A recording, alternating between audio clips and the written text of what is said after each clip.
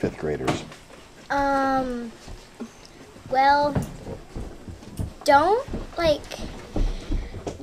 don't get nervous, because once you get the hang of it, you present a lot. Like in Mr. Spedding's class, we presented a lot to our classmates, so it wasn't that nerve-wracking as we thought it would be to present the dress rehearsal. But be tolerant if you don't be really tolerant and communicator and caring to your group once you get in the exhibition, because they can be hard to work with but you can do good work if you actually communicate. So what advice would you have? It's both researcher advice, but also interpersonal advice. Is there anything else suggestions you'd have for the kids next year? What did you learn about yourself that you might be able to apply next year to work in a more successful team? What I learned about myself is that I don't need help from my team. I just need encouragement, and that's about it. I don't need a partner or somebody to be You've learned that you can be successful working on your own. Yeah. And so next year you know that now. And what I hear you saying is maybe you didn't know it as well before this. It's really something you've learned. What do you say, Celeste? I'd say that if someone or more than one people seem bossy in your team, it's not that they're trying to be bossy. It's just that because they want to get a good grade on the biggest project of the whole PYP, they want to get a good grade, so they're trying to push you to do your best. And I've learned that from a few people in my group. And the good leaders are the ones that give you, I learned that are the ones that give you encouragement, but also push you to do your very best. That's big. That's big. You're good. And the leader in my group has done that, and I've seen that she did. That I should be more open to advice, because if I didn't take some of the advice that I got, then it would have been a lot. It just wouldn't have been what it is, So you got good advice. You learned that your classmates, even though you may not be the best of friends, they tell you something you may not know about yourself and help you do better work. Yeah, and at first I was kind of to advice, I was kind of oh no, because that's gonna make me have to do this, and then that would be bad or whatever. So can you give a specific example? Is there something comes to mind that something someone told you that you took on? Well, my dad was looking at my slides, and then he said, "Oh, you should add 2 separate slides for this," and I was like, "Well, how would that work?" And then I added them. And, yeah. Great. Celeste? I'd agree with Kai, because if it wasn't help, encouragement, and ideas from my table and my team, I wouldn't have all the information, because 1, you helped me get in contact with our mommy, and 2, April and Bailey helped me get organized, and they never really got bossy no one got bossy in our group. Everyone just kind of helped each other, and I kind of get why people can get nervous, because 1, they feel like they didn't do as great of a job as they could have, and 2, because they feel like they're going to mess up. But your team is always there to encourage you and help you get through. I really agree with Celeste that no one in our team was bossy, because there were some people that were. But another thing that I learned was that you just have to deal with it and move on and let them be, and not really focus on them, because if you focus on them for too long, you can find yourself in the place where I wasn't like where I felt like I was completely like broken down with this project. But So I know there's individuals who are all different, and there are individuals in the class who may be taking on too much from their team, especially if it interferes with your sleep, and all of a sudden someone's not doing something in your team, and you feel like, oh God, it's for me to fix it.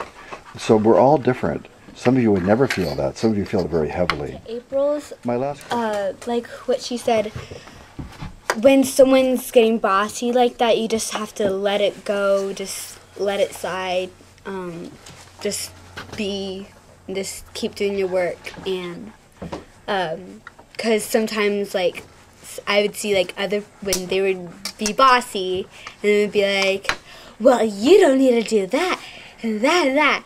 And they would get, like, less time on their work. And during their work time, they would just keep fighting over just one little thing. And all you have to do is just let it go and just do your work. I think it's a life skill. It's a life skill. You'll enjoy your life, I think, more if you can let go easily or quickly. All of us get snagged by stuff, but to let go and move on. That's it. In the beginning, like, it can be really, like, you feel like you don't belong in your team, and then soon people might, like, this happened with me, people start ganging up on you and like, being mean, and you feel like you just want to curl up into a little ball and hide. That happened with me because people weren't exactly being caring to me, but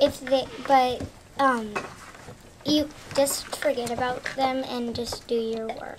So it's a slim line between caring and holding someone accountable.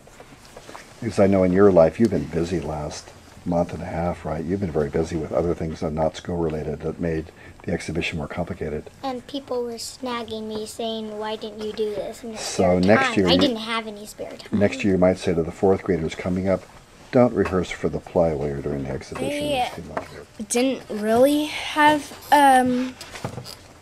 compacts or whatever. It didn't have an effect, you're Yeah, saying. it didn't have an effect to it at all because, well, it kind of had an effect on me because at the mentor meetings, we'd go over them and choose which one we'd try and work on over the week. And I'd choose one, and when we'd go back to our class and do work or whatever, I'd think about that and try to, like, do it. But I don't know if any other people in my team did that. Yeah. So it didn't have an effect so much. Because you could make the greatest agreements, but unless you all agree to actually hold to the agreements, they're nothing but words. Isabel, what about you? I don't think it had an effect at all because basically, I don't think there was no reason to do that because, like, it never worked. Like, all our central agreements, like, to be, I forgot what they were like, to be caring. Yes, we did that. To be, don't get off task. Stay on task. We did that some of the time. We Sure. did not do that all the time. And share the air, which some people did that because some people did that, and I noticed that it was hard for some people to just when someone's other talking, and then they try to interrupt. Like, I noticed some people, so like in my team, someone's talking and they go and they'll go like, no, and then I'll go. Did you find in your team that the team said, oh, wait a minute, let's go back to our essential agreements? Did that come up in discussion? Like to bring them back and say, oh, well, you guys, we agreed on this. Is that something that happened in your team? No, Not so it much? did not. So, Celeste, what do you think? And you and April together, what do you think? Like, the same as Izzy, I don't know why there was a reason to have the essential agreements. I mean, like, the basic essential agreements we should, like, already have we should already know, but I didn't know why we had to write it down, because it had no meaning at all. Effect. And it just, so, like, our essential agreements were somewhere in the lines between, like, be caring, be open-minded. Yeah, and Be open-minded to others. yeah, be open-minded. And I saw that Bailey was doing that, but I didn't see anybody else doing that. And another one was use Kelso's choice if there's a problem. Yeah. And one person, instead of like solving problems, like that person like caused problems. So you Made both it agree. worse, kinda. You all agree that you can make essential agreements. But you can't. It doesn't exact- necessarily mean anything. It doesn't mean anything like at all. Like nobody ever talked about that except for mentor meetings. Like Because we, like- for the mentor meetings, they acted like they were like super like engaged only because The the essential- teacher was there and Miss Brown was there. But after like we got out of the classroom, like they just it's like those essential agreements never. It's on the As surface. It's on the surface. Because, You say. like, we, honestly, I tried really hard to follow the essential agreement, but it just never exactly worked because, I don't know, it's just, There's like I don't know why we do it, because, like, I could see some people. Okay, so let me answer a quick really- question. So the United Nations have essential agreements. They do. You're saying, why would they need it?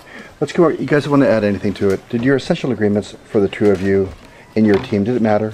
No, not at all. You could take the essential out because it didn't change anything. It had no 'Cause effect. When you're